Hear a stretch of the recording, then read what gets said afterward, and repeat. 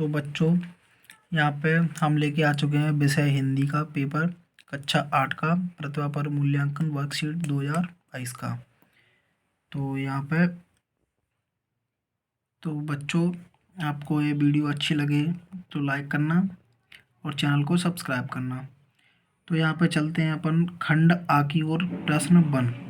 तो प्रश्न 1 की तरफ चलते हैं।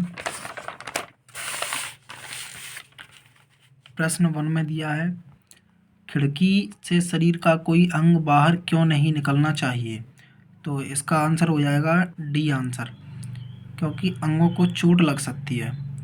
प्रश्न 2 कह रहा है किस वाक्य में चादर का शुद्ध बहुवचन शब्द प्रयोग किया गया है।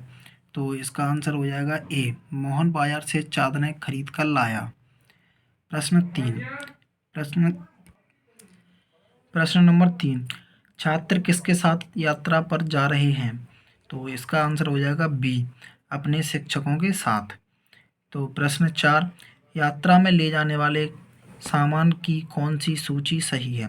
तो इसका आंसर हो जाएगा सी आंसर, चादर, पानी की बोतल और कपड़े। तो फिर दिया गया है पोस्टर। यहाँ पे पोस्टर देखकर प्रश्नों के उत्तर में सही विकल्प पर गोला लगाइए। तो ये पोस्टर दिया गया है विश्व पर्यावरण दिवस। तो इसमें एक संकल्प है, प्रकृति संरक्षण के इस महापर्व पर हम संकल्प लें कि हम न केवल प्रकृति की रक्षा करेंगे बल्कि प्रकृति से जितना हम लेंगे उसका दुगना हम वापस भी करेंगे। ऐसे प्रयासों से ही प्रकृति समर्थ और दुनिया सुंदर एवं जीने योग्य बनेगी। तो इसमें प्रश्न 5 दिया है प्रकृति से जितना हम लेंगे उसका दुगना हम वापस भी करेंगे क्योंकि। तो इसका आंसर हो जाएगा सी आंसर, इससे प्रकृति समर्थ और दुनिया जीने योग्य बनेगी। प्रश्न नंबर 6 की तरफ आते हैं। प्रश्न नंबर 6 दिया है विश्व पर्यावरण दिवस मनाने का क्या कारण है। तो इसका आंसर हो जाएगा बी आंसर, प्रकृति संरक्षण के प्रति जागरूकता। प्रश्न नंबर 7, पोस्टर में दिया गया चित्र किस बात का प्रतीक है। तो इसका आंसर हो जाएगा बी आंसर, प्रकृति बचाने का। प्रश्न नंबर 8, विश्व पर्यावरण दिवस कब मनाते हैं। प्रश्न विश्व पर्यावरण दिवस मनाते हैं पूरे विश्व में, इसका डी आंसर हो जाएगा। तो अब चलते हैं प्रश्न नंबर 9 से 13 की तरफ, 2-2 नंबर के क्वेश्चन आएंगे यहाँ पे। तो प्रश्न नंबर 9 दिया है रहमन पानी राखिए बिन पानी सब सून, पानी गए न उबरे मोती मानस चून। तो इसमें क्या करना है, उपरोक्त पंक्ति में पानी शब्द मोती और मानस के लिए और किस अर्थ में प्रयुक्त किया गया है।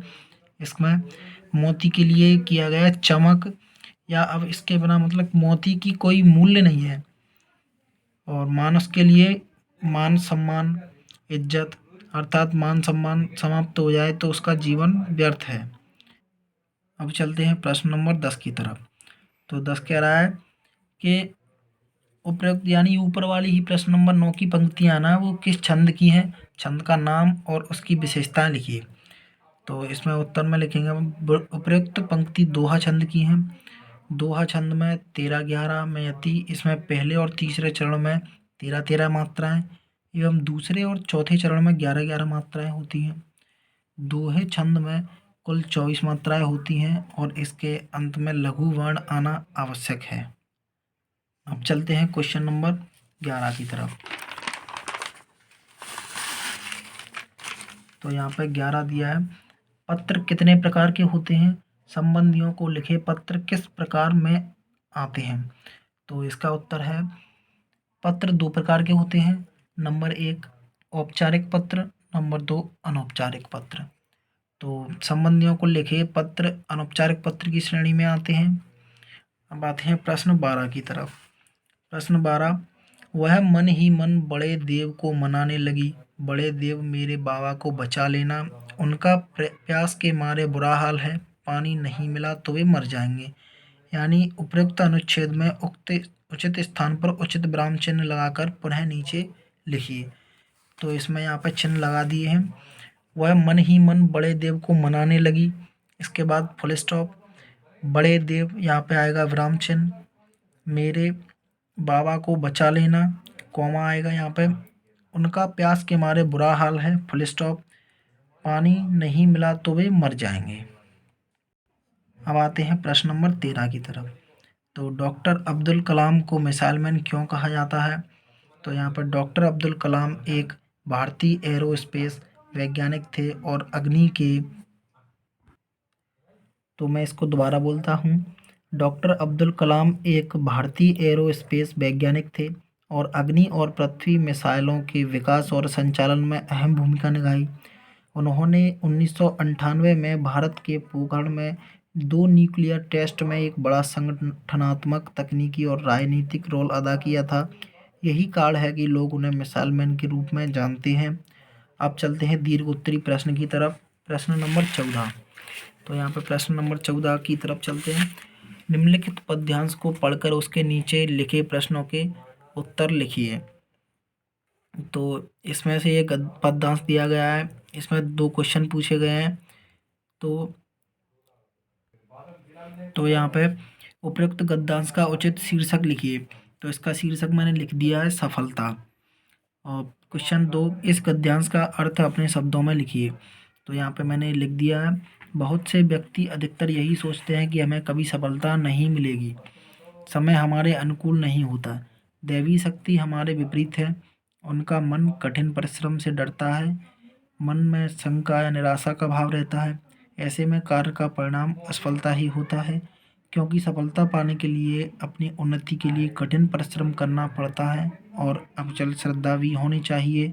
और इसमें ना जो ऊपर का ही नहीं उतारना है, इसमें जो लिखा है वही उतारना है। अब चलते हैं प्रश्न नंबर 15 की तरफ। अपराजिता पाठ के अनुसार डॉक्टर चंद्रा को अपराजिता क्यों कहा गया है? तो इसका उत्तर है, अपराजिता पाठ के अनुसार डॉक्टर चंद्रा को अपराजिता इसलिए कहा है क्योंकि डॉक्टर चंद्रा पक्षाघात से पीड़ित होने के बावजूद भी वह एक साहसी, मेधावी, स्वावलंबी और परिस्थितियों से ना घबराकर ना भागने वाली महिला थी। अपने बचपन से लेकर जवानी तक उन्होंने परिस्थितियों का डटकर सामना किया और प्रत्येक स्थिति में विजय भी प्राप्त की। कभी भी उन्होंने हार नहीं मानी। तो अब चलते हैं प्रश्न 16 की तरफ। प्रश्न 16, छोटा नागपुर क्षेत्र में अंग्रेजों के विरोध में हुए आंदोलन में शहीद बिरसा मुंडा की भूमिका को लिखिए। तो इसमें उत्तर में है, छोटा नागपुर क्षेत्र में अंग्रेजों के विरुद्ध हुए आंदोलनों में शहीद बिरसा मुंडा की महत्वपूर्ण भूमिका थी। बिरसा मुंडा और उनके शिष्यों ने वहां पर पीड़ित लोगों की मदद करने की ठानी और उन्होंने 1 अक्टूबर 1894 को नौजवान नेता के रूप में उन्होंने सभी मुंडाओं को एकत्रित किया और उन्होंने अंग्रेजों से लगान माफ़ करने के लिए आंदोलन किए।